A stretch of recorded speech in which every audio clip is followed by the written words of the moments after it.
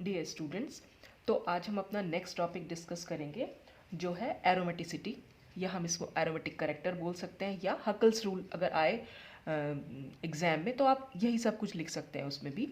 तो एरोमेटिसिटी और Huckel's rule एक दूसरे से रिलेटेड होते हैं। अब ये होती क्या है एरोमेटिसिटी?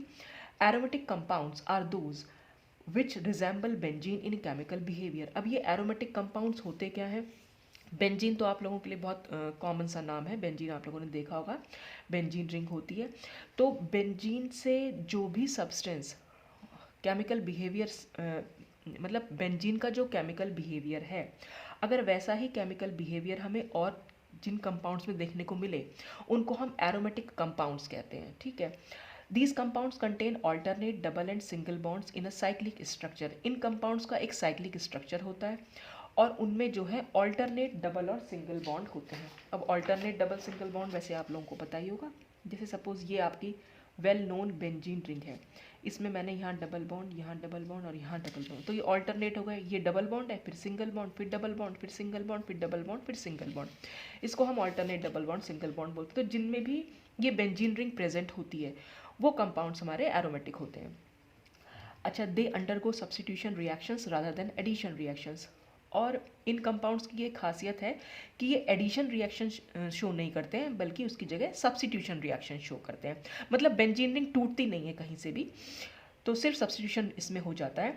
सब्स्टिट्यूशन आई थिंक आप लोगों को पता ही होगा। जैसे सब्स्टिट्यूशन मान लीजिए यहाँ पर क्या है, ये सब कार्बन से जुड़े हुए हाइड्रोजन है, तो हाइड्रोजन को रिप्लेस करके अगर कोई ग्रुप आ जाए, जैसे सपोज अगर मैं यहाँ पर हाइड्रोजन को रिप्लेस कर दूँ OH से, तो ये फिनॉल बन जाएगा। ठीक है, अगर मैं इस हाइड्रोजन को रिप्लेस कर दूँ CH3 से, तो टोलुइन बन जाएगा। तो ये जितने भी कंपाउंड्स हैं, नाइट्रो से कर दूँ नाइट्रोबेंजीन बन जाएगा, NH2 से कर दूँ तो एनिलीन हो जाएगा। तो अगर ये सब्स्टिट्यूशन रिएक्शंस होती हैं कि बेंजीन के कोई हाइड्रोजन को हम रिप्लेस कर दे रहे हैं किसी और ग्रुप से, और फिर जो ग्रुप से हम रिप्लेस कर रहे हैं, जो कंपाउंड हमारे पास बन के आ रहा है, वो सब एरोमेटिक कंपाउंड्स है। तो इन कंपाउंड्स की ये खासियत है कि ये सब्स्टिट्यूशन रिएक्शंस देंगे।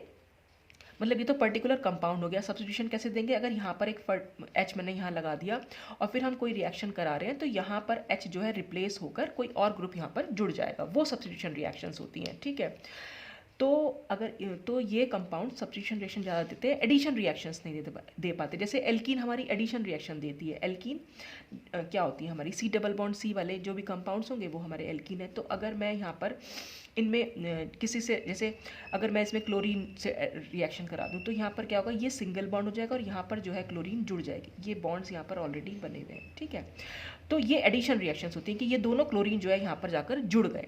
सब्स्टिट्यूशन नहीं हो पाया। सब्स्टिट्यूशन का मतलब है कि कोई चीज़ अगर यहाँ पर आएगी तो दूसरी चीज़ यहाँ से निकलेगी भी। तो अगर ये क्लोरीन यहाँ आती तो यहाँ से हाइड्रोजन निकल जाता। ठीक है, यहाँ पर जो है क्लोरीन पूरी की पूरी जुड़ गई, पूरी की पूरी ऐड हो गया, कुछ भी निकला नहीं बाहर। तो ये जो है एडिशन रिएक्शंस हो जाती हैं। तो ये एडिशन रिएक्शंस ना देकर सब्स्टिट्यूशन रिएक्शंस देते हैं, और इस करेक्टरिस्टिक बिहेवियर को ही हम एरोमेटिक करेक्टर या एरोमेटिसिटी बोलते हैं। तो जो कुछ पर्टिकुलर करेक्टर्स है जो बेंजीन में ही पाए जाते हैं और बेंजीन जैसे और कंपाउंड्स में पाए जाते हैं, जैसे कि अभी हमने बताया कि वो सब्स्टिट्यूशन के बजाय, मतलब सब्स्टिट्यूशन रिएक्शंस देते हैं, एडिशन रिएक्शंस नहीं देते, या उनका ऑक्सीडेशन नहीं हो सकता, या वो बेंजीन जो है बहुत ज़्यादा स्टेबल होती है, उसका साइक्लिक और फ्लैट स्ट्रक्चर होता है। तो ये जितने भी करेक्टरिस्टिक्स हैं, इन्हीं को हम एरोमेटिक करेक्टर या एरोमेटिक प्रॉपर्टीज़ बोल देते हैं, और या हम इनके लिए एरोमेटिसिटी। तो जिन भी कंपाउंड्स में ये एरोमेटिक करेक्टर्स होंगे उन्हें हम एरोमेटिक कंपाउंड्स बोल देते हैं। अब कैसे मालूम पड़ेगा कि कौन से कंपाउंड्स एरोमेटिक हैं? ठीक है, प्रॉपर्टीज़ के बेस पर हम बता सकते हैं, लेकिन कुछ कंडीशंस भी हैं। अगर कोई कंपाउंड उन पर्टिकुलर कंडीशंस को फुलफिल कर रहा है तब तो वो एरोमेटिक होगा, अदरवाइज वो नहीं होगा। तो वो कंडीशंस क्या है वो हम यहाँ पर देख लेते हैं।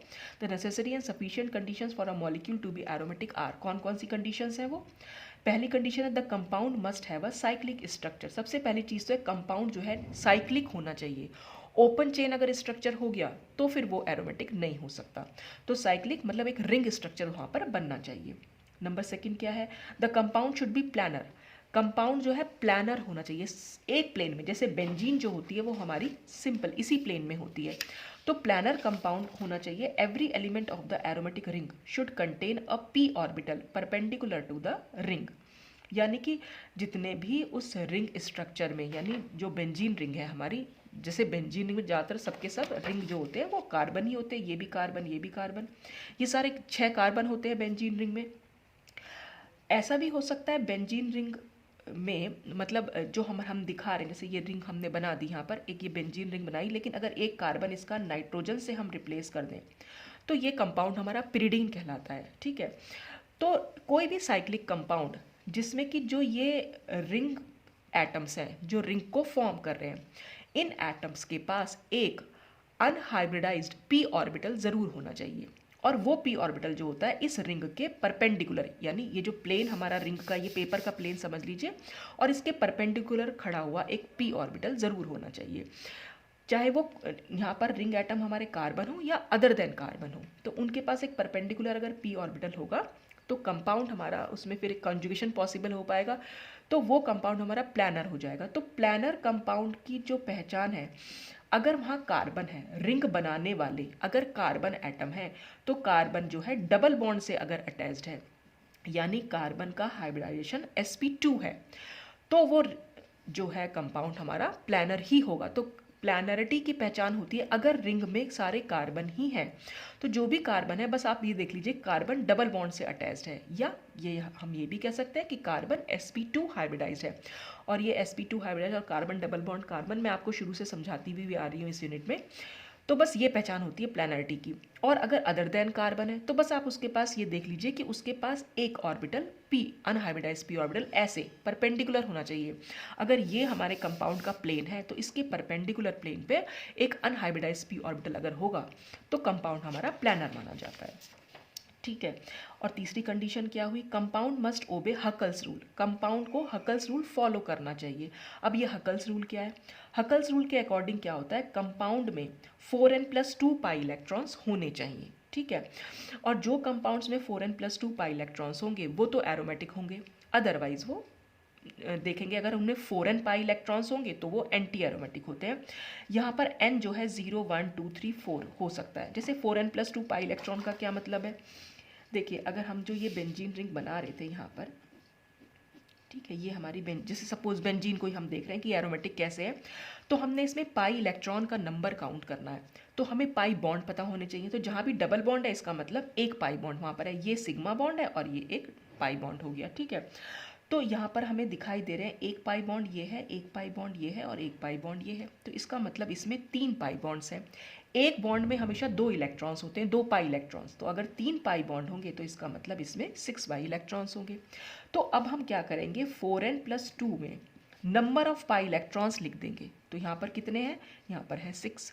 अब यहाँ n की वैल्यू निकालेंगे, तो अगर हम यहाँ पर n की वैल्यू निकालेंगे तो 4n कितना हो जाएगा, 4n हो जाएगा 4 के बराबर, ये 2 यहाँ चला जाएगा, 6 - 2, n की वैल्यू क्या निकली 1।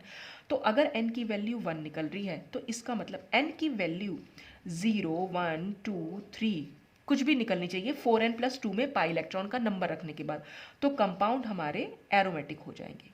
बस ये ध्यान रखिएगा, 4n+2 में आपने पाई इलेक्ट्रॉन्स का नंबर रखना है, फिर n की वैल्यू निकालनी है, तो n की वैल्यू कोई भी इंटीजर होना चाहिए, 0 1 2 3 4 5 कुछ भी होगा तो कंपाउंड हमारे एरोमेटिक कहलाएंगे। तो यही हकल्स रूल कहता भी था।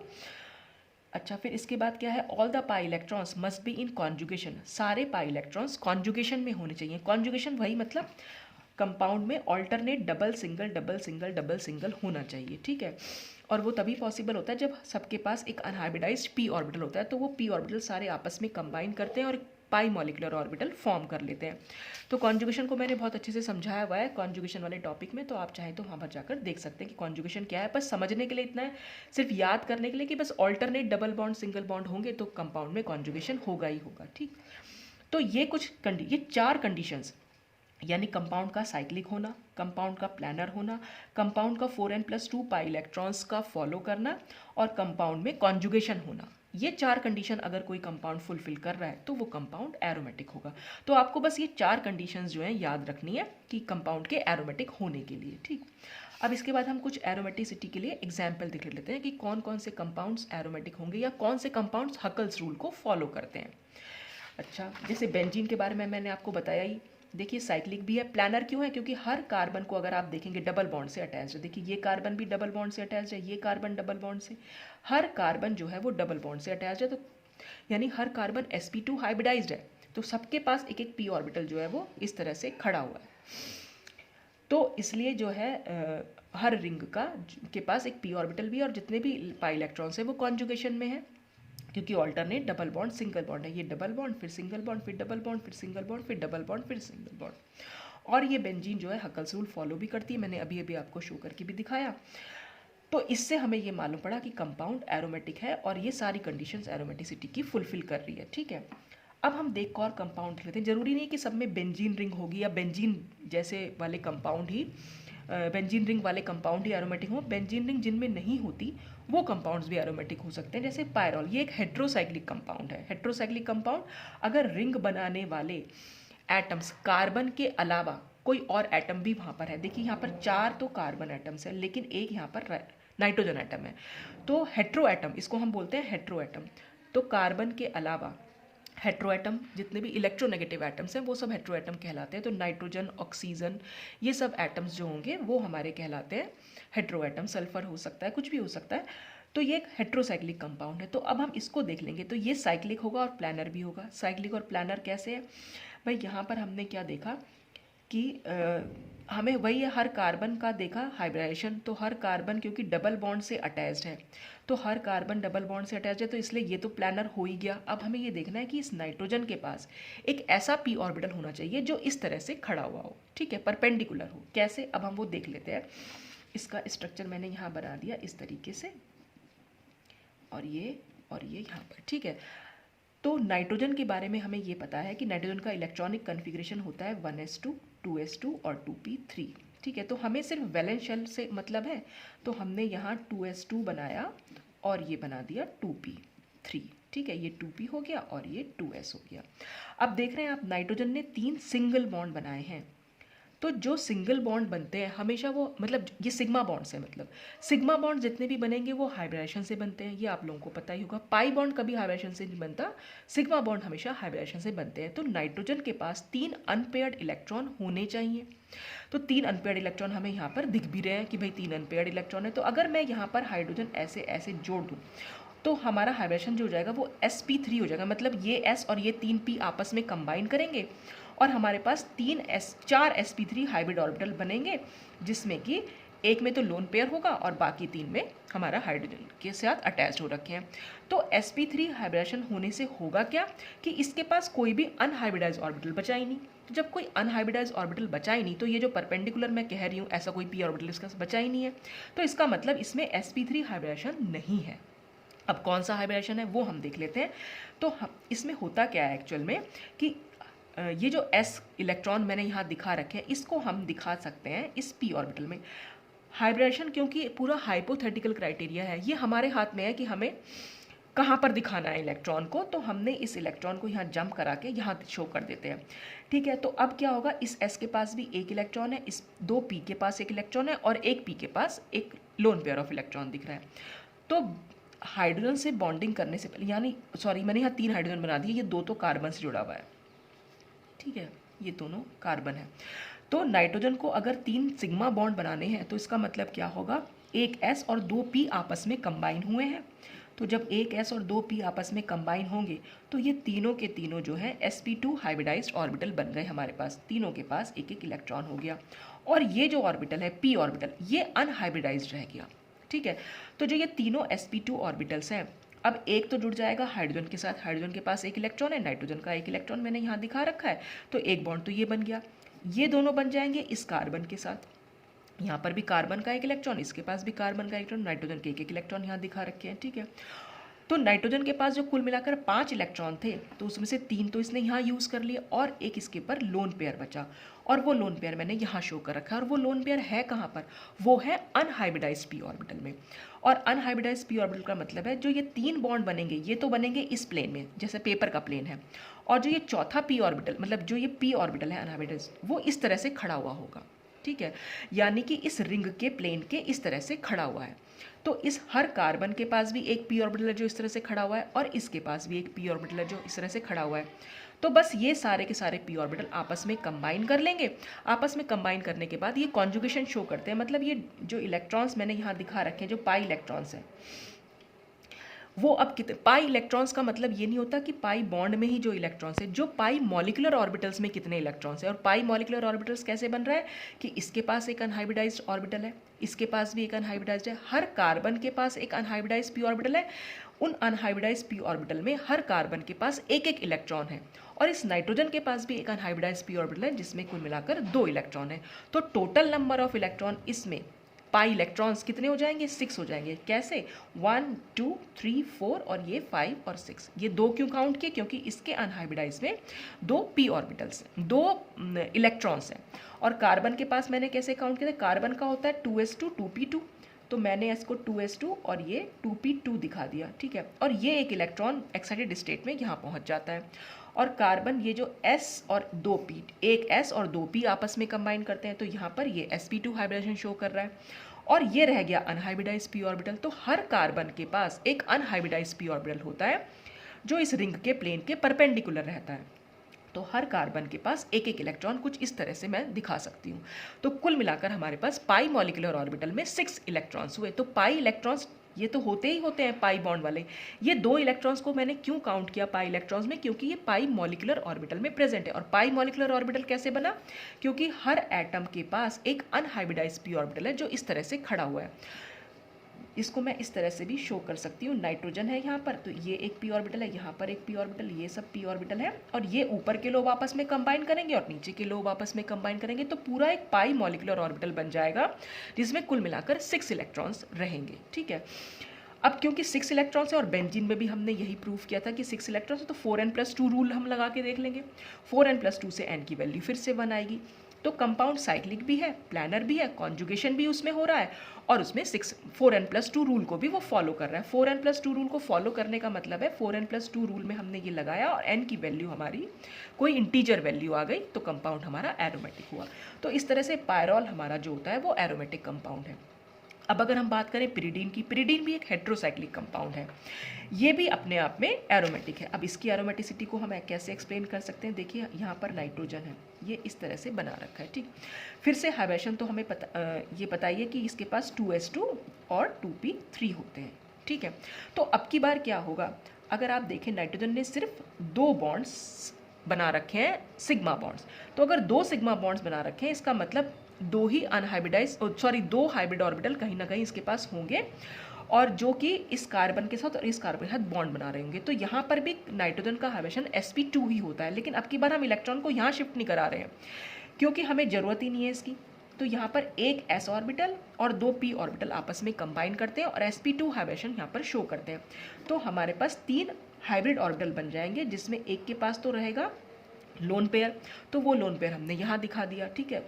वो लोन पेयर रहा, और ये जो दो अनपेयर्ड इलेक्ट्रॉन है, ये एक इस कार्बन से कंबाइन कर लेगा और एक इस कार्बन से कंबाइन कर लेगा, और इसके पास बचेगा ये एक अनहाइब्रिडाइज्ड पी ऑर्बिटल जो इस रिंग के प्लेन के परपेंडिकुलर खड़ा हुआ होगा, ठीक है। और हर कार्बन के पास तो एक एक पी ऑर्बिटल है ही, जो मैंने यहाँ पर अभी आपको हाइब्रिडेशन से शो किया था। और हर कार्बन क्योंकि डबल बॉन्ड से अटैच्ड भी है, तो कार्बन के पास जाहिर सी बात है वो sp2 हाइब्रिड ऑर्बिटल है, उसके पास एक अनहाइब्रिडाइज्ड p ऑर्बिटल है। तो कुल मिलाकर यहाँ पर 6 अनहाइब्रिडाइज्ड p ऑर्बिटल होंगे। हर कार्बन के पास तो एक एक इलेक्ट्रॉन है ही, लेकिन इस नाइट्रोजन के पास भी एक ही इलेक्ट्रॉन है, तो कुल मिलाकर फिर से हमारे पास 6 इलेक्ट्रॉन हो जाएंगे। ये 5 कार्बन एटम के और एक नाइट्रोजन का, तो कुल मिलाकर फिर से 6 पाई इलेक्ट्रॉन्स हो गए। फिर से ये 4n+2 रूल फॉलो करेगा, तो कंपाउंड साइक्लिक भी है, प्लानर भी हो गया, कॉन्जुगेशन भी इसमें है, और 4n+2 रूल भी फॉलो कर रहा है, तो इसलिए पिरिडीन भी जो है हमारा वो एरोमेटिक कंपाउंड है। तो इस तरह से हम एग्जाम्पल दे सकते हैं कुछ एरोमेटिक कंपाउंड्स के। तो आप चाहे तो इसका पहले स्क्रीनशॉट ले सकते हैं। तो पायरॉल और पिरिडीन दोनों में याद रखिएगा, दोनों में नाइट्रोजन sp2 हाइब्रिडाइज्ड है, लेकिन नाइट्रोजन में यहाँ पर पायरॉल में क्या कर रहे हैं, हम नाइट्रोजन के एक s इलेक्ट्रॉन को p ऑर्बिटल में शिफ्ट कर रहे हैं ताकि हम अनहाइब्रिडाइज्ड p ऑर्बिटल में 2 इलेक्ट्रॉन्स को शो कर सकें, ठीक है। तो ये इस तरह से हम इसको दिखा सकते हैं। अब इसके बाद देखते हैं एंटी एरोमेटिसिटी। ये तो था एरोमेटिसिटी, अब आते हैं एंटी एरोमेटिसिटी। एंटी एरोमेटिसिटी में क्या होगा, एंटी एरोमेटिसिटी में भी हमने एरोमेटिक के लिए 4 कंडीशंस लगाई थी। देखिए एरोमेटिक के लिए हमारी 4 कंडीशंस क्या थी, कंपाउंड साइक्लिक हो, प्लानर हो, उसमें कंप्लीट कॉन्जुगेशन होना चाहिए, और वो 4n+2 रूल भी फॉलो कर रहा हो। एंटी एरोमेटिसिटी के लिए क्या होगा, साइक्लिक भी होगा कंपाउंड, प्लानर भी होगा, कॉन्जुगेशन भी होगा, लेकिन वो 4n+2 रूल फॉलो ना करके 4n रूल फॉलो करेगा। और ये 4n रूल फॉलो करने का क्या मतलब है कि अगर हम पाई इलेक्ट्रॉन्स 4n के बराबर रखें तो n की वैल्यू हमें 0, 1, 2, 3 मिलनी चाहिए। पहले हम 4n+2 के इक्वल रख लेते, अब हम 4n के इक्वल रख रहे हैं, ठीक है। तो यहाँ पर ये 4n रूल फॉलो करता है, तो इसमें 4n+2 पाई इलेक्ट्रॉन ना होकर 4n पाई इलेक्ट्रॉन्स होते हैं। ऐसे कंपाउंड्स एंटी एरोमेटिक कंपाउंड कहलाते हैं और ऐसे करेक्टरिस्टिक्स को हम एंटी एरोमेटिसिटी बोल देते हैं। और एंटी एरोमेटिक कंपाउंड नेचर में बहुत ज़्यादा अनस्टेबल होते हैं, और क्योंकि ये बहुत अनस्टेबल होते हैं इसलिए बहुत ज़्यादा रिएक्टिव भी होते हैं। जैसे साइक्लोब्यूटाडाइन में देख लेते हैं, प्लानर भी है, साइक्लिक भी है, कॉन्जुगेटेड भी है। कैसे मालूम पड़ा प्लानर है, ये साइक्लिक तो आपको दिख ही रहा है। प्लानर के लिए हमें क्या करना है, क्योंकि सारे ही कार्बन एटम है तो बस आप ये देख लीजिए सारे कार्बन एटम डबल बॉन्ड से अटैच्ड होने चाहिए। तो ये दोनों कार्बन तो डबल बॉन्ड से अटैच्ड है, ये दोनों कार्बन भी डबल बॉन्ड से अटैच्ड है। कॉन्जुगेशन, डबल बॉन्ड फिर सिंगल बॉन्ड फिर डबल बॉन्ड फिर सिंगल बॉन्ड, तो कॉन्जुगेशन भी है। अब इसमें इलेक्ट्रॉन का नंबर रखेंगे, 4n इक्वल टू हमने 4 रखा तो n की वैल्यू क्या आ गई, 1 आ गई। तो हमने 4n की जगह बस पाई इलेक्ट्रॉन्स का नंबर लिखना है और n की वैल्यू देख लेनी। तो n की वैल्यू अगर एक इंटीजर आ रही है तो इसका मतलब कंपाउंड एंटी एरोमेटिक है, ठीक है। अब नेक्स्ट एग्जाम्पल देखिए, साइक्लोप्रोपिनाइल एनायन। अब साइक्लोप्रोपिनाइल एनायन एंटी एरोमेटिक कैसे, देखिए कार्बन sp2 हाइब्रिडाइज के लिए मैंने आपको बताया, या प्लानरिटी के लिए मैंने आपको बताया कि कार्बन जो है डबल बॉन्ड से अटैच होना चाहिए। तो ये कार्बन और ये कार्बन तो डबल बॉन्ड से अटैच है, लेकिन इस कार्बन पर आप देख रहे हैं नेगेटिव चार्ज है। तो कॉन्जुगेशन के लिए या प्लानरिटी के लिए आप ये भी चीज़ ध्यान रख लीजिए कि कार्बन का डबल बॉन्ड से तो अटैच हुई, या फिर ऐसा भी हो सकता है कॉन्जुगेशन में, ऐसा भी हो सकता है या प्लानरिटी में ऐसा भी हो सकता है कि डबल बॉन्ड से अटैच्ड ये नेक्स्ट कार्बन पर अगर नेगेटिव चार्ज है या पॉजिटिव चार्ज है तब भी वो जो है प्लानरिटी के अंदर आएगा या कॉन्जुगेशन के अंदर आएगा। कॉन्जुगेशन में हम क्या करेंगे कि ये अगर मैं इलेक्ट्रॉन्स को नेगेटिव चार्ज को मैं यहाँ पर शिफ्ट कर दूँ तो ये बॉन्ड जो है यहाँ शिफ्ट हो जाएगा। इस तरह से हम कॉन्जुगेशन दिखाते हैं, रेजोनेटिंग स्ट्रक्चर बना सकते हैं। तो आप इतना ध्यान रख लीजिएगा कि डबल बॉन्ड से अटैच्ड नेक्स्ट कार्बन पर अगर नेगेटिव या पॉजिटिव चार्ज है तो वो भी प्लानर, तो स्ट्रक्चर जो है हमारा प्लानर ही निकल के आएगा। चाहे तो आप देख भी सकते हैं, देखिए यहाँ पर ये कार्बन मैंने और ये नेगेटिव चार्ज। अब ये नेगेटिव चार्ज आया कैसे होगा, देखिए ये बना कैसे है, ये साइक्लोप्रोपीन से ही तो बना हुआ होगा ये वाला स्ट्रक्चर। यहाँ पर ये क्या चीज़ है, यहाँ पर ये कार्बन है और कार्बन से हमारे 2 हाइड्रोजन जो है वो अटैच्ड है। नेगेटिव चार्ज कैसे आया होगा कार्बन पर कि यहाँ से हाइड्रोजन जो निकला होगा वो हाइड्रोजन पॉजिटिव चार्ज की तरह अगर मैं निकाल दूँ, पॉजिटिव चार्ज का मतलब हाइड्रोजन के पास जो ये एक इलेक्ट्रॉन है ये अपना इलेक्ट्रॉन इस कार्बन को देकर निकल जाए। तो कार्बन पर यहाँ पर अगर हम देखें इस कार्बन पर एक इलेक्ट्रॉन तो इसका अपना है ही, एक इलेक्ट्रॉन इसने दे दिया, ठीक है। देखिए अगर ये 4 बॉन्ड मैं दिखा रही हूँ कार्बन के, ये मैं 4 बॉन्ड यहाँ दिखा रही हूँ, ठीक है। ये जिस भी कंपाउंड से जुड़े हुए होंगे ये वाले तो इसके अपने हैं, कार्बन के अपने इलेक्ट्रॉन्स हैं 4। कार्बन के आउटर मोस्ट में 4 ही इलेक्ट्रॉन होते हैं, वो 4 यहाँ पर दिखा भी रखे हैं, ठीक है।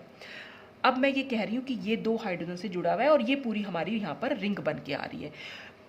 तो आप ये देखें अगर यहाँ से हाइड्रोजन निकलेगा तो अपना ये इलेक्ट्रॉन इस कार्बन को देकर निकला, तो यहाँ से ये H+ की तरह निकल गया। तो अब कार्बन के पास कितने इलेक्ट्रॉन हो गए अपने, ये 1, ये 2, ये 3, ये 4, और यहाँ पर अगर हम देखें ये 5 हो जाएगा, ये 6 हो जाएगा, ये 7 और ये 8। यानी कार्बन जो जुड़ा हुआ था अब उसके आउटर मोस्ट में हम 8 इलेक्ट्रॉन तो देख ही पा रहे हैं, लेकिन कार्बन के अगर मैं अपने इलेक्ट्रॉन काउंट करने को बोलूं तो कितने हो जाएंगे, 1, 2, 3, 4, और क्योंकि हाइड्रोजन ने इसी को दिया है तो 5 हो जाएंगे, ठीक है ना।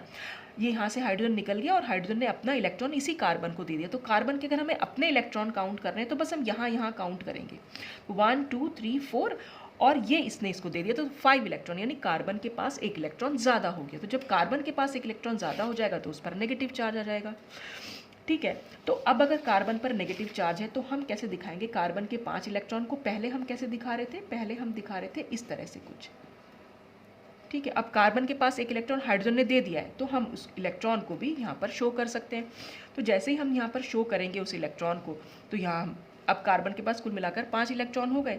कार्बन वही sp2 हाइब्रिडाइज्ड ही है अभी भी, और कार्बन के पास जो अनहाइब्रिडाइज्ड p ऑर्बिटल है, अच्छा sp2 हाइब्रिडाइज्ड है, और ये इलेक्ट्रॉन तो हम यहाँ पर शिफ्ट करेंगे ही करेंगे कि हमने यहाँ पर कार्बन के, क्योंकि हमें यहाँ पर से 3 ही बॉन्ड तो शो करने हैं, एक ये बॉन्ड है और दूसरा ये बॉन्ड है और तीसरा यहाँ पर एक हाइड्रोजन है। यहाँ से सिर्फ एक हाइड्रोजन निकला है तो एक हाइड्रोजन तो अभी भी बचा हुआ है, तो एक हाइड्रोजन हमने यहाँ दिखा दिया।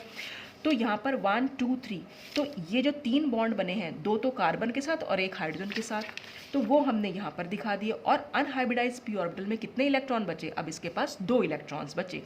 तो यहाँ पर जो p ऑर्बिटल खड़ा हुआ है उसके पास 2 इलेक्ट्रॉन है, यहाँ पर जो p ऑर्बिटल खड़ा हुआ है उसके पास 1 इलेक्ट्रॉन है, और यहाँ जो p ऑर्बिटल है उसके पास भी 1 इलेक्ट्रॉन। तो कुल मिलाकर पाई मॉलिक्यूलर ऑर्बिटल में अब 4 इलेक्ट्रॉन हो गए, 2 इसके पास है, तीसरा यहाँ है और चौथा यहाँ है। तो इस तरह से हम अगर मैं 4n रूल लगाऊं तो 4 ही इलेक्ट्रॉन बैठेंगे, तो फिर से n की वैल्यू हमारी 1 निकल के आएगी। तो वो यहाँ पर आप लिख भी सकते हैं कि साइक्लोप्रोपिनाइल एनायन में भी 4 ही इलेक्ट्रॉन है, तो इसलिए ये भी एंटी एरोमेटिक हो गया, क्योंकि इसने साइक्लिक, प्लानर, कॉन्जुगेशन ये तीनों के तो रूल फॉलो किए ही किए, साथ ही साथ 4n पाई इलेक्ट्रॉन्स भी फॉलो किया। नेक्स्ट देख लें हम साइक्लोपेंटाडाइनाइल कैटायन। अब साइक्लोपेंटाडाइनाइल कैटायन में क्या है, कार्बन पर हमने दिखा रखा है पॉजिटिव चार्ज। देखिए ये पॉजिटिव चार्ज, ये पॉजिटिव चार्ज कैसे आया होगा? ये भी ठीक ऐसे कि बना कैसे होगा, ये बना होगा साइक्लोपेंटाडाइईन से। यहाँ पर एक H है, यहाँ पर एक H है।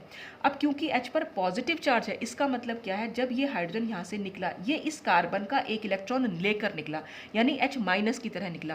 पहले H जो है वो प्लस की तरह निकल रहा था अपना इलेक्ट्रॉन देकर, तो इलेक्ट्रॉन की कमी थी इसलिए इस पर H प्लस था। अब की बार हाइड्रोजन इस कार्बन का भी इलेक्ट्रॉन लेकर निकला है, तो H पर हो जाएगा माइनस और इस कार्बन पर आ जाएगा पॉजिटिव चार्ज। तो जब इस कार्बन पर पॉजिटिव चार्ज होगा, तो यानी हम जो यहाँ दिखा रहे थे पहले, जो हमारा यहाँ पर हाइब्रिडेशन हम शो कर ही रहे थे कार्बन का, कि ये एक इलेक्ट्रॉन तो हमने पहले से इस पर शिफ्ट कर रखा था, ठीक है ना, एक्साइटेड स्टेट में हो रखा था, तो ये sp2 हाइब्रिडेशन तो है ही है, लेकिन अब कार्बन के पास सिर्फ एक ही इलेक्ट्रॉन यहाँ पर बचा हुआ है। और हमने अब यहाँ पर हमने कार्बन पर पॉजिटिव चार्ज दिखाया हुआ है, और कार्बन पर पॉजिटिव चार्ज का मतलब है कार्बन पर एक इलेक्ट्रॉन कम है, तो अब हम ये इलेक्ट्रॉन नहीं दिखाएंगे यहाँ पर, क्योंकि कार्बन पर हम एक इलेक्ट्रॉन कम दिखा रहे हैं। और एक इलेक्ट्रॉन कम दिखाने का मतलब कार्बन के आउटर मोस्ट में हम 4 इलेक्ट्रॉन दिखाते हैं, तो अब हम सिर्फ 3 ही इलेक्ट्रॉन दिखाएंगे। क्यों? क्योंकि ये एक इलेक्ट्रॉन तो हाइड्रोजन को इसने दे दिया है, तो यहाँ पर ये खाली रहेगा। तो यहाँ पर ये जो अनहाइब्रिडाइज्ड p ऑर्बिटल है ये बिल्कुल खाली होगा, ठीक है। और इन चारों के पास तो एक एक इलेक्ट्रॉन वाला अनहाइब्रिडाइज्ड p ऑर्बिटल है ही, तो कुल मिलाकर अब की बार भी कार्बन के पास 4 ही इलेक्ट्रॉन बचेंगे। ये चीज़ आप थोड़ा सा समझ लीजिए कि डबल बॉन्ड से नेक्स्ट कार्बन अगर उस पर पॉजिटिव या नेगेटिव चार्ज है, तो उसके पास एक अनहाइब्रिडाइज्ड p ऑर्बिटल है। अगर पॉजिटिव चार्ज है तो वो अनहाइब्रिडाइज्ड p ऑर्बिटल खाली है, और अगर वो नेगेटिव चार्ज है तो उस अनहाइब्रिडाइज्ड p ऑर्बिटल में 2 इलेक्ट्रॉन्स हैं। बस आपको इतना ध्यान रखना है, ठीक है। तो पॉजिटिव चार्ज कार्बन है तो कोई इलेक्ट्रॉन नहीं है अनहाइब्रिडाइज्ड p ऑर्बिटल में, और अगर नेगेटिव चार्ज है तो उसके पास 2 इलेक्ट्रॉन। तो जब आप इलेक्ट्रॉन काउंट करेंगे तो पाई बॉन्ड के अलावा इन इलेक्ट्रॉन्स को यहाँ पर काउंट करना पड़ेगा, और यहाँ पर तो कोई इलेक्ट्रॉन है ही नहीं, तो यहाँ पर सिर्फ हम पाई बॉन्ड के इलेक्ट्रॉन ही काउंट करेंगे। तो पाई बॉन्ड के यहाँ पर सिर्फ 4 इलेक्ट्रॉन बैठ रहे हैं, और यहाँ पर 1 2 3 4 इलेक्ट्रॉन, तो दोनों ही केसेस में 4 ही इलेक्ट्रॉन्स बैठ रहे हैं। तो 4n रूल हमारा फॉलो भी हो रहा है, n इज इक्वल टू हमारी 1 वैल्यू आ रही है। तो इस तरह से ये एंटी एरोमेटिक कंपाउंड हुए। तो प्लानर है हमें कैसे मालूम पड़ा? क्योंकि डबल बॉन्ड से नेक्स्ट कार्बन पर हमारा पॉजिटिव या डबल बॉन्ड से नेक्स्ट कार्बन पर हमारा नेगेटिव है। साइक्लिक तो आपको दिख ही रहा है, प्लानर भी है, और कॉन्जुगेशन भी हमें ऐसे ही मालूम पड़ रहा है। कॉन्जुगेशन के लिए भी ये कंडीशन है कि डबल बॉन्ड से नेक्स्ट कार्बन पर पॉजिटिव या नेगेटिव चार्ज होना चाहिए, तभी वो कॉन्जुगेशन शो कर सकते हैं। कॉन्जुगेशन में हम क्या करते हैं, इन बॉन्ड्स को शिफ्ट ही तो कराते हैं। तो ये बॉन्ड अगर मैं शिफ्ट कराऊँ, देखिए मैं जो बताना चाह रही थी, यहाँ पर ये बॉन्ड अगर मैं यहाँ शिफ्ट करा दूँ तो ये बॉन्ड यहाँ शिफ्ट हो जाएगा, तो हम रेजोनेटिंग फॉर्म बना पाएंगे इसकी। ये यहाँ आ जाएगा और ये यहाँ पर आ जाएगा। ऐसे ही फिर ये बॉन्ड यहाँ शिफ्ट कराऊंगी तो ये बॉन्ड यहाँ शिफ्ट हो जाएगा। तो इस तरह से हम डिफरेंट फॉर्म बना सकते हैं। ऐसे ही हम पॉजिटिव चार्ज में भी बना सकते हैं। तो अगर मैं ये बॉन्ड यहाँ शिफ्ट कराऊंगी तो पॉजिटिव चार्ज यहाँ चला जाएगा। तो इस तरह से हम डिफरेंट रेजोनेटिंग फॉर्म बना सकते हैं with the help of conjugation. तो ये एंटी एरोमेटिक कंपाउंड हमारे होते हैं जिनमें ये चारों कंडीशंस हमें फुलफिल होनी चाहिए। तो प्लानर, साइक्लिक, कॉन्जुगेशन तो हम एरोमेटिक में भी देखते हैं, एंटी एरोमेटिक में भी देखेंगे, लेकिन एरोमेटिक और एंटी एरोमेटिक में सिर्फ 4n और 4n+2 पाई इलेक्ट्रॉन्स का डिफरेंस होता है। तो आप इसको ऐसे ही ध्यान रख सकते हैं कि अगर हमारे पास ये एरोमेटिक कंपाउंड है तो बस अगर आप को सिर्फ पाई इलेक्ट्रॉन्स का नंबर याद रखना है तो आप यहाँ 2 से देखिए 2 4 6 8 10 12। तो अगर ये वाले पाई इलेक्ट्रॉन्स का नंबर है किसी के पास, जैसे बेंजीन में हमने देखा, बेंजीन में हमने कितने पाई इलेक्ट्रॉन्स देखे, 6 पाई इलेक्ट्रॉन्स। तो 6 pi electrons it means aromatic. और अभी हमने साइक्लोब्यूटाडाइन में कितने देखे, यहाँ पर 4 पाई इलेक्ट्रॉन्स। 4 पाई इलेक्ट्रॉन्स का मतलब एंटी एरोमेटिक। तो चाहे तो आप पाई इलेक्ट्रॉन्स का नंबर इस तरह से लिख भी सकते हैं और आपको याद करने में भी ईजी रहेगा। एंटी एरोमेटिक 4 से शुरू होते हैं, एरोमेटिक 0 से शुरू हो जाते हैं। ठीक है। तो यहाँ पर ज़ीरो भी अगर हुए, एन की वैल्यू मतलब सॉरी पाई इलेक्ट्रॉन का नंबर नहीं कह रही हूँ, एन की वैल्यू अगर ज़ीरो भी हुई तब भी कंपाउंड हमारा जो है एरोमेटिक हो सकता है।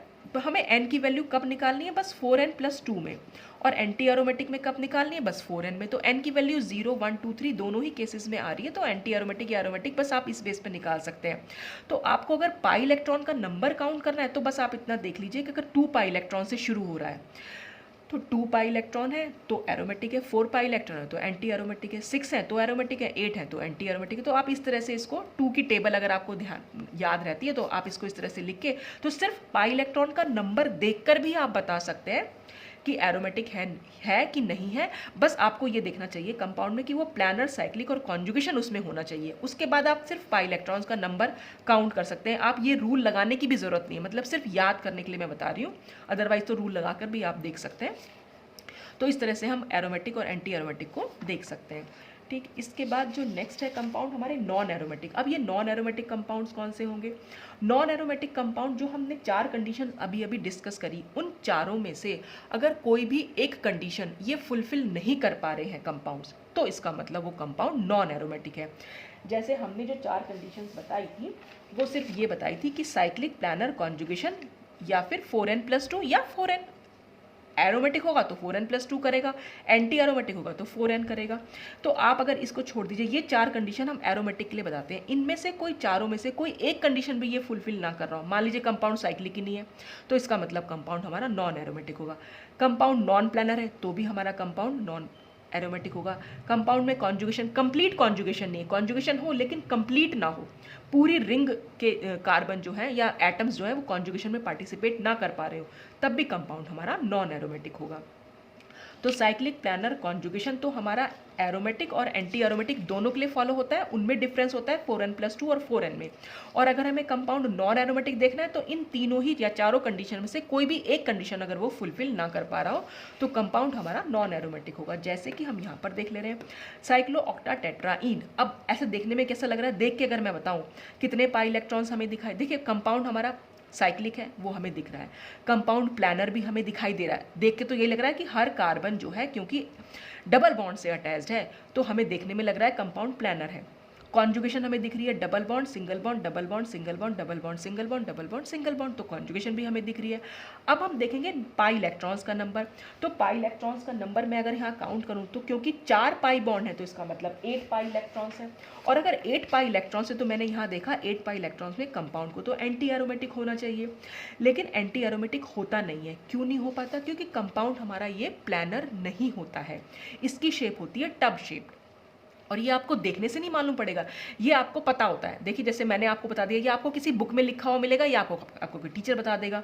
तो मैंने आपको बताया कि ये प्लानर नहीं होता है, ये टब शेप्ड होता है, क्योंकि बहुत सारे कार्बन होते हैं तो यहाँ पर इसमें जो है बहुत ज़्यादा स्ट्रेन देखने को मिलता है, तो उस स्ट्रेन की वजह से ये जो है टब शेप में हमें देखने को मिलेगा। तो क्योंकि कंपाउंड प्लानर ही नहीं है तो इसने जो वो 4 कंडीशन थी उसमें से एक कंडीशन को ये फुलफिल नहीं कर रहा है, ये प्लानर नहीं है। साइक्लिक है, कॉन्जुगेशन भी है, लेकिन ये फुलफिल नहीं कर पा रहा है एक कंडीशन को, तो इसलिए ये हमारा नॉन एरोमेटिक कंपाउंड है। ऐसे ही हम साइक्लोहेप्टाट्राइन देख सकते हैं, इसमें आप देख के बता सकते हैं कि कंप्लीट कॉन्जुगेशन नहीं है। कॉन्जुगेशन तो है, double bond, single bond, double bond, single bond, double bond, लेकिन कॉन्जुगेशन सिर्फ यहाँ तक ही है। डबल बॉन्ड के बाद सिंगल बॉन्ड और सिंगल बॉन्ड के बाद फिर सिंगल बॉन्ड आ गया, तो इसका मतलब कंप्लीट कॉन्जुगेशन नहीं है। एरोमेटिक भी है देखने में लग रहा है, तो अगर कंप्लीट कॉन्जुगेशन नहीं है तो फिर से एक कंडीशन हमारी फुलफिल नहीं हो रही है, इसलिए ये कंपाउंड हमारा नॉन एरोमेटिक है। तो इसलिए साइक्लोहेप्टाट्राइन तो नॉन एरोमेटिक कंपाउंड, जो भी हमारी एरोमेटिसिटी के लिए कंडीशंस दे रखी है उनमें से अगर एक भी फुलफिल ना करे तो वो नॉन एरोमेटिक हो जाते हैं। इसके बाद हम कुछ क्राइटेरिया देख लेते हैं कि एरोमेटिसिटी के लिए आपके यहाँ अलग से टॉपिक दिया हुआ है, क्राइटेरिया फॉर एरोमेटिसिटी। तो कुछ फिजिकल प्रॉपर्टीज़ को हमने जो है क्राइटेरिया बनाया हुआ है, जैसे बॉन्ड लेंथ। जनरली क्या होता है, जितने भी हमारे एरोमेटिक कंपाउंड्स होते हैं उनमें बॉन्ड लेंथ जो होती है, carbon carbon bond length 1.39 angstrom होती है। ये तो आप लोगों को पता ही होगा। बॉन्ड लेंथ जो हम देख रहे हैं ना, तो सिंगल बॉन्ड होते हैं, डबल, जिसे रेजोनेंस में मैंने समझाया था बेंजीन का एग्जाम्पल लेके, ना तो वो सिंगल बॉन्ड होंगे ना वो डबल बॉन्ड होंगे, सिंगल और डबल के बीच के होते हैं। तो इसलिए बॉन्ड लेंथ जो होती है ज़्यादातर केसेस में 1.39 एंगस्ट्रॉम होती है। थोड़ा बहुत वेरिएशन देखने को मिल सकता है, some considerable bond length variation occurs in this value, थोड़ा बहुत वेरिएशन देखने को मिल सकता है, लेकिन मैक्सिमम केसेस में जो होती है हमें वो 1.39 ही देखने को मिलती है। तो जिनमें भी ये अगर बॉन्ड लेंथ हमें देखने को मिल रही है 1.39 एंगस्ट्रॉम, तो वो कंपाउंड हमारे एरोमेटिक हो जाएंगे। तो आप इसका स्क्रीनशॉट लेके रख सकते हैं। तो यही सब मैंने इसमें समझाया हुआ है, तो इसलिए मैंने ज़्यादा कुछ आपको एक्सप्लेन नहीं किया कि टाइम जो है बहुत ज़्यादा हो जाएगा, तो आपके पास नोट्स होने चाहिए। अच्छा, रेजोनेंस एनर्जी, उन कंपाउंड्स की जो एरोमेटिक होते हैं उनकी रेजोनेंस एनर्जी भी बहुत ज़्यादा होती है। तो according to valence bond theory और molecular orbital theory, high delocalization energy, delocalization energy का मतलब रेजोनेंस एनर्जी, जिनकी भी रेजोनेंस एनर्जी बहुत ज़्यादा होगी वो हमारे कंपाउंड जो होंगे वो एरोमेटिक होंगे। इसके अलावा थर्ड जो है हमारी इंड्यूस्ड रिंग करंट है। अब ये induced ring current generally aromatic compounds में देखने को मिलती है, जिसको हम एनएमआर के थ्रू पता लगा सकते हैं कि कंपाउंड में इंड्यूस्ड रिंग करंट है कि नहीं है। ठीक है, इसके लिए क्या किया जाता है, if magnetic field is applied at right angle to the plane of pi system, ये हमारा पाई सिस्टम है। ठीक है, यहाँ पर पाई इलेक्ट्रॉन्स है, वो पाई सिस्टम हो गया, उसके राइट एंगल पर हमने यहाँ पर एक मैग्नेटिक फील्ड लगा दिया, यानी ये बेंजीन रिंग समझ लीजिए आप। ये जो ग्रीन कलर से मैंने बना रखी है और बस इसके हाइड्रोजन को मैंने बाहर शो कर दिया है, सिर्फ 2 ही हाइड्रोजन शो किए हैं, बाकी सारे हैं, डबल बॉन्ड मैंने कहीं शो नहीं किया है, बस उससे आप ये अंडरस्टूड है कि यहाँ पर पाई सिस्टम है। तो अगर हम इसको एक्सटर्नल मैग्नेटिक फील्ड में रखते हैं तो उससे होता क्या है कि इसके अंदर जो डीलोकलाइज्ड पाई इलेक्ट्रॉन्स होते हैं, जो हमारे 6 पाई इलेक्ट्रॉन्स थे वो डीलोकलाइज्ड हैं क्योंकि वो मूव कर रहे हैं, तो उनके मूवमेंट से उनमें ना रिंग करंट उससे डेवलप हो जाए, उनके मूवमेंट से वो सर्कुलेट करना शुरू कर देते हैं। जैसे ही हम मैग्नेटिक फील्ड लगाएंगे वो पाई इलेक्ट्रॉन्स सर्कुलेट करना शुरू कर देते, मतलब उनमें सर्कुलेशन यानी उनमें मूवमेंट शुरू हो जाता है, वो घूमना शुरू कर देते हैं।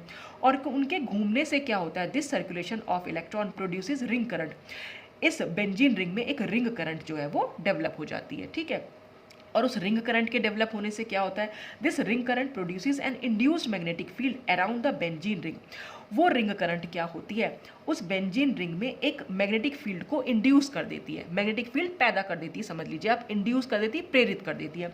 ये इंड्यूस्ड मैग्नेटिक फील्ड की डायरेक्शन मैंने शो कर रखी है, ये सर्कुलेशन ऑफ इलेक्ट्रॉन की डायरेक्शन है। तो इलेक्ट्रॉन का के मूवमेंट से रिंग करंट प्रोड्यूस हुई और रिंग करंट के प्रोडक्शन से उसने क्या करा, रिंग करंट ने एक मैग्नेटिक फील्ड को इंड्यूस कर दिया। अब इस मैग्नेटिक फील्ड की आप डायरेक्शन अगर आप देखें, देखिए बाहर की साइड तो है, ये ऊपर की साइड जा रहा है, और रिंग के अंदर मतलब अगर बेंजीन रिंग हमारी कुछ इस तरह से, ये बेंजीन रिंग है तो ये कुछ इस तरह से जा रहा है, मतलब यहाँ से निकल रहा है और ऐसे अंदर जा रहा है, बेंजीन रिंग के अंदर इस तरह से निकल रहा है और ऐसे जा रहा है। तो बेंजीन रिंग के अंदर ये नीचे की साइड है और बेंजीन रिंग के बाहर ये ऊपर की साइड है। तो अब इसमें ये जो बताया गया है, इसमें ये बताया गया है कि जो इंड्यूस मैग्नेटिक फील्ड है is oppose to the applied magnetic field inside the ring but align to the applied magnetic field outside the ring. Ring के अगर हम बाहर देखें तो डायरेक्शन इसकी वही है जो हमारे एक्सटर्नल मैग्नेटिक फील्ड की है, और अंदर की साइड आप देख रहे हैं डायरेक्शन इसके ठीक उल्टा है। तो बाहर की साइड मैग्नेटिक फील्ड जो है, ये वाला मैग्नेटिक फील्ड इसको जो है मतलब इसके अलाइंड का मतलब इसी की डायरेक्शन में है, और अंदर की साइड ये इसके ऑपोजिट डायरेक्शन में है। अब इससे होता क्या है, इससे होगा ये कि जो ये बाहर प्रोटॉन है, जब हम एनएमआर की बात करते हैं तो जो H एटम होते हैं उनको हम प्रोटॉन बोलते हैं। ठीक है, ये तो जब कभी आप एनएमआर पढ़ेंगे डिटेल में तब आप ज़्यादा अच्छे से समझ पाएंगे, तो अभी तो मैं बहुत शॉर्ट में समझा दे रही हूँ। तो जो बाहर की साइड ये जो हाइड्रोजन एटम है यानी कि जो प्रोटॉन है हमारे, ये क्या करेंगे, ये इस मैग्नेटिक फील्ड को तो महसूस कर ही रहे हैं, साथ ही साथ इस मैग्नेटिक फील्ड को भी फील करेंगे। तो अब क्या होगा, ये मैग्नेटिक फील्ड जो है जो फील कर रहे हैं उसकी जो अमाउंट है वो बढ़ जाएगा, उसका जो मैग्नीट्यूड है वो बढ़ जाएगा, क्योंकि पहले तो ये एक्सटर्नल मैग्नेटिक फील्ड को फील कर रहे थे, लेकिन मैग्नेटिक फील्ड में रखते साथ ही क्योंकि इसमें एक इंड्यूस मैग्नेटिक फील्ड और डेवलप हो गया है और उसकी डायरेक्शन भी वही है जो इसकी डायरेक्शन है, तो ये जो बाहर वाले प्रोटॉन हैं ये अब ज़्यादा मैग्नेटिक फील्ड फील करेंगे। और जो अंदर वाले हैं, क्योंकि अगर अंदर होते, बेंजीन रिंग में तो अंदर कोई प्रोटॉन नहीं है, लेकिन अभी आगे जाके आप और कंपाउंड्स पढ़ेंगे जैसे एनिलीन्स होते हैं, उसमें अंदर की साइड भी प्रोटॉन्स होते हैं। तो जो अगर इसमें अंदर प्रोटॉन्स होते वो थोड़ा कम फील करते हैं मैग्नेटिक फील्ड को, क्यों, क्योंकि ये वाले दोनों मैग्नेटिक फील्ड की डायरेक्शन जो है वो ऑपोजिट है। ठीक है, यही बात इसमें आगे बताई दी गई है। तो proton situated outside of the ring have been subjected to the increase magnetic field. तो बाहर वाले जो है उनका मैग्नेटिक फील्ड हो गया इंक्रीज। अब उस इंक्रीज मैग्नेटिक फील्ड यानी शिफ्ट इन मैग्नेटिक फील्ड जो बढ़ गया है, तो मैग्नेटिक फील्ड में शिफ्टिंग हुई, इस मैग्नेटिक फील्ड की शिफ्टिंग को हम बोल देते हैं पैरामैग्नेटिक शिफ्ट, और इस पैरामैग्नेटिक शिफ्ट की वजह से डी शील्डिंग हो जाती है आउटसाइड ऑफ प्रोटॉन। अब ये डी शील्डिंग और शील्डिंग क्या है, ये तो सब कुछ ना आप देखिए वहाँ जाकर पढ़ेंगे जब आप एनएमआर पढ़ेंगे। ठीक है, डी शील्डिंग का मतलब यहाँ तो मैं बहुत जल्दी में नहीं समझा पा रही हूँ इतना ज़्यादा। मतलब अब इनके पास कोई शील्डिंग और डी शील्डिंग, वैसे आपने शील्डिंग वर्ड जो आपने पढ़ा भी होगा कि कई बार देखिए, अगर हमारे जो इलेक्ट्रॉन्स के केस में पढ़ा होगा, जैसे न्यूक्लियस है ये हमारा, न्यूक्लियस के बाहर अगर एक ही इलेक्ट्रॉन है, सपोज 2 इलेक्ट्रॉन है, और बाहर की साइड ये बहुत सारे मैंने इलेक्ट्रॉन्स बना दिए, और इसके बाहर भी एक इलेक्ट्रॉन है, तो अगर ये न्यूक्लियस इन इलेक्ट्रॉन को अपनी तरफ बहुत अच्छा नहीं खींच पाएगा, अगर यहाँ पर साइज जो है बहुत बड़ा हो जाएगा। क्यों? क्योंकि बीच वाले इलेक्ट्रॉन्स जो हैं वो शील्डिंग का काम करेंगे इस न्यूक्लियस और इस इलेक्ट्रॉन के बीच में। अब उतना अट्रैक्शन नहीं हो पाएगा जितना कि एक छोटे केस में हुआ था। अगर ये न्यूक्लियस इतना छोटा है, यहाँ पर न्यूक्लियस और बाहर एक ही इलेक्ट्रॉन या 2 इलेक्ट्रॉन है, और ये वाले इलेक्ट्रॉन को अगर इस न्यूक्लियस ने खींचना है अपनी साइड, तो क्योंकि ये बहुत कम इलेक्ट्रॉन्स हैं तो ये उतना ज़्यादा शील्ड नहीं कर पाएंगे जितना ये वाले बहुत सारे इलेक्ट्रॉन शील्ड कर पाते हैं। शील्ड करने का मतलब न्यूक्लियस आउटर इलेक्ट्रॉन पर जो फोर्स ऑफ अट्रैक्शन लगा रहा है, ये वाला इलेक्ट्रॉन तो उस फोर्स ऑफ अट्रैक्शन को बहुत अच्छे से फील करेगा, लेकिन ये वाला इलेक्ट्रॉन इस न्यूक्लियस के फोर्स ऑफ अट्रैक्शन को बहुत अच्छे से फील नहीं कर पाएगा, क्योंकि बीच में बहुत सारे इलेक्ट्रॉन्स आ गए हैं। तो इन इलेक्ट्रॉन्स ने अवरोध पैदा कर दिया है। ये तरीके से आप इसको ऐसे समझ सकते हैं। तो आप ये कह सकते हैं कि यहाँ पर तो शील्डिंग बहुत ज़्यादा है और यहाँ पर शील्डिंग बहुत कम है। तो जहाँ पर शील्डिंग कम हो गई उसको हम बोल देते हैं कि वो डी शील्डेड एरिया हो गया। तो आप इसको इस तरह से समझ सकते हैं। हालांकि जब आप एनएमआर में पढ़ेंगे तो थोड़ा डी शील्डिंग और शील्डिंग बहुत अच्छे से डिटेल में आपको समझाई जाएगी। तो यहाँ पर मैं ये कह रही थी कि अगर मैग्नेटिक फील्ड इंक्रीज कर गया तो उस शिफ्ट को हम बोल देते हैं पैरामैग्नेटिक शिफ्ट, और पैरामैग्नेटिक शिफ्ट की वजह से डी शील्डिंग हो जाती है प्रोटॉन की, और उसकी वजह से वो जो है higher delta value, chemical shift की वैल्यू वहाँ पर उसे हायर मिलती है। ठीक है, तो इतना सब कुछ डिटेल में आपको समझने की ज़रूरत भी नहीं है। आपको सिर्फ इतना ध्यान रखना है कि ये शिफ्ट जो है हमारा पैरामैग्नेटिक शिफ्ट कहलाता है। बस अगर आप इतना भी ध्यान रख लेंगे तो भी सही है। या फिर आप इतना सोच लीजिए कि बाहर के जो प्रोटॉन हैं वो इंक्रीज्ड मैग्नेटिक फील्ड फील कर रहे हैं, बस। ठीक है, और जो अंदर के प्रोटॉन हैं वो थोड़ा डिक्रीज्ड मैग्नेटिक फील्ड फील कर रहे हैं। डिक्रीज क्यों कर पा रहे हैं? क्योंकि दोनों की डायरेक्शन एक दूसरे को अपोज कर रही है। तो अगर अंदर प्रोटॉन होते तो वो जो है डिक्रीज्ड मैग्नेटिक फील्ड को फील कर पाएंगे। तो अब हम इसमें ये सिर्फ यही बात बताई गई कि molecule in which outer proton are deshielded and inner proton are shielded, यानी कि आउटर प्रोटॉन तो ज़्यादा मैग्नेटिक फील्ड फील कर रहे हैं और अंदर वाले कम मैग्नेटिक फील्ड फील कर रहे हैं। तो ऐसे मॉलिक्यूल को हम डाइट्रॉपिक मॉलिक्यूल कहते हैं, और डाइट्रॉपिक मॉलिक्यूल नेचर में हमेशा एरोमेटिक होते हैं। बस ये समझाया गया है कि अगर कंडीशन हो कुछ इस तरह से कि आउटर वाले तो हों ज़्यादा मैग्नेटिक फील्ड फील करने वाले, और अंदर वाले प्रोटॉन हो कम मैग्नेटिक फील्ड फील करने वाले, तो ऐसे मैग्नेटिक फील्ड मतलब ऐसे कंपाउंड जो होते हैं वो हमारे डाइट्रॉपिक कहलाते हैं, और ऐसे कंपाउंड नेचर में एरोमेटिक होते हैं। इसके अलावा एक दूसरे कंपाउंड्स भी होंगे, उनमें क्या होगा, बाहर वाले प्रोटॉन तो कम मैग्नेटिक फील्ड फील करेंगे और अंदर वाले ज़्यादा फील करेंगे, तो वो भी कंडीशंस होती हैं। तो वो वाले जो कंपाउंड्स होते हैं उनको हम बोल देते हैं पैराट्रॉपिक मॉलिक्यूल, और पैराट्रॉपिक होते हैं नेचर में एंटी एरोमेटिक। ठीक है, तो ये बीच में अगर आपको नहीं भी समझ में आ रहा तो कोई बात नहीं है, उसको ज़्यादा समझने की ज़रूरत नहीं है अभी, क्योंकि वो जब एनएमआर पढ़ाई जाएगी तभी बहुत अच्छे से समझाया जाएगा। तो ये कुछ प्रॉपर्टीज़ थी, ये कुछ क्राइटेरिया थे, फिजिकल प्रॉपर्टीज़ को हमने क्राइटेरिया बनाया कि भाई कौन से किस बेसिस पर हम कहेंगे कंपाउंड एरोमेटिक है। तो यहाँ पर तो हम बोलेंगे जिनकी बॉन्ड लेंथ 1.39 एंगस्ट्रॉम है, जिनकी रेजोनेंस एनर्जी बहुत हाई है, या जिनमें आउटर प्रोटॉन डी शील्डेड है और अंदर के प्रोटॉन जो है वो शील्डेड है, उन कंपाउंड्स को हम एरोमेटिक बोलेंगे। तो ये कुछ क्राइटेरिया यहाँ पर लिए गए थे। तो मैंने अपनी तरफ से कोशिश की है कि थोड़ा क्राइटेरिया भी समझाने की, और एरोमेटिक और एंटी एरोमेटिक कंपाउंड या नॉन एरोमेटिक क्या होते हैं वो भी समझाने की। हालांकि वीडियो थोड़ा सा लंबा हो गया, पर क्योंकि टॉपिक्स इस तरह के होते हैं कि पूरा एक्सप्लेन किया ही जाता है, तो ये तो लंबे हो ही जाते हैं टॉपिक्स अपने आप में। ठीक है, तो आज के लिए बस इतना ही। Thanks for watching.